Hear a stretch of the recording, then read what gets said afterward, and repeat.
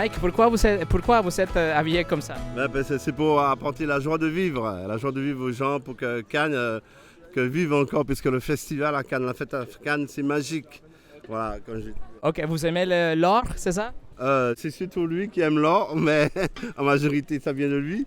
Et puis je l'accompagne et j'adore le cinéma, le théâtre, j'aime bien danser, chanter, tout ça, quoi. Okay. Vous pensez qu'il y a une vie après la mort? On dit oui, il y en a beaucoup qui disent oui, je pense qu'il y a quelque chose après la mort. Qu'est-ce que vous pensez qu'il y a? Il y a un paradis pour les bonnes personnes et un enfer pour les méchants? Ouais, peut-être bien, ouais, et puis il y a quelque chose, ouais. Si c'est comme ça, où vous allez aller vous-même? Ah.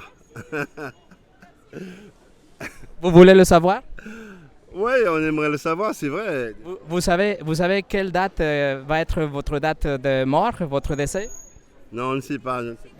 Donc peut-être on doit être prêt pour ce jour-là, n'est-ce pas? Oui, c'est vrai, on doit être prêt, ouais, c'est vrai. Ok, il y a une façon très simple pour savoir si on va aller au paradis ou en enfer. Vous avez jamais entendu des 10 commandements? On les 10 commandements, si.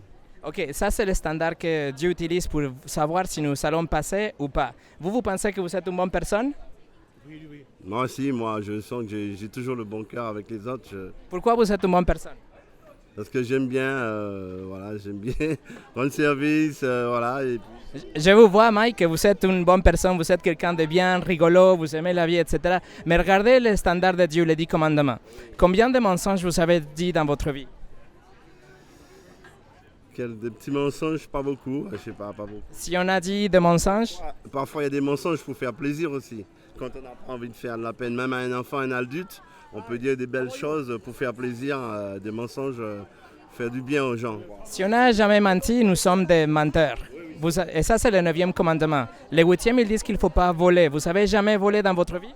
Des fois, ça s'est arrivé si on voit un fruit, un arbre fruitier où ça dépasse un peu au niveau des clôtures, on a envie de goûter à un fruit. Ouais, ça oui, des fois on a envie de... Si on a volé, on est des voleurs. Le 3e commandement, ils disent qu'il ne faut pas utiliser le nom de Dieu sans respect. C'est-à-dire on ne doit pas dire des expressions comme « Oh mon Dieu » par exemple. Vous avez jamais dit ça? Utiliser le nom de Dieu sans respect. Ah non, toujours avec respect. Je dis « Oh mon Dieu ». Ça c'est sans respect parce que vous êtes en train d'utiliser le nom de Dieu pour quelque chose que ça vous fait peur, ou ça vous a fait mal, etc. Étonné, quand on est étonné, on dit « Ah ». Vous pouvez dire « Ah, mais pourquoi vous ne dites pas « Oh mon Bouddha » ou pourquoi vous n'utilisez pas le nom du président de la République ou de votre maman en tout cas? Oui, des fois on dit « Oh maman », des fois on dit « Ok. Papa ». Ok. Ça dépend. Si on n'a jamais utilisé le nom de Dieu sans respect, ça s'appelle le blasphème. Le dernier commandement, la dernière question. Le 7e, ils disent qu'il ne faut pas commettre de l'adultère. Mais Jésus a dit que si on regarde quelqu'un avec la convoitise, nous avons déjà commis de l'adultère dans notre cœur. Vous avez jamais fait ça, regarder quelqu'un avec le désir?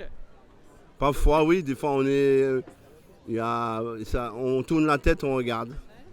Donc, pour votre propre aveu, vous savez avouer que vous n'êtes pas une bonne personne en fait par rapport aux standards de Dieu.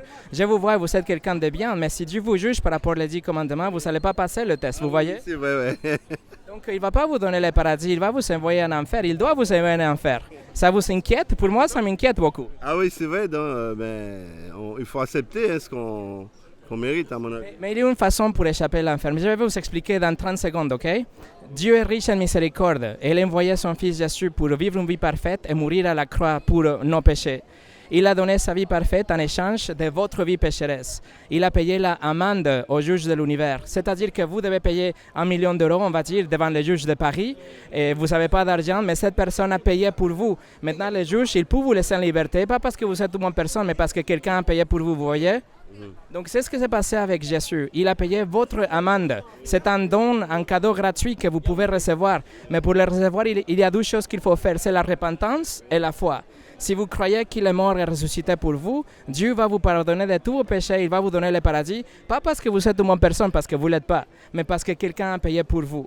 Ça, c'est la chose la plus importante que vous n'allez jamais entendre, parce qu'on ne sait pas quand ça va arriver notre jour de décès et l'éternité, ça commence. Alors, Mike, je vous invite juste à penser dans ces choses. S'il vous plaît, qu'est-ce que vous pensez? Je pense que je vais y réfléchir à pas mal de choses, ouais. Réfléchissez dans ces choses parce que il est rien de plus important que votre éternité.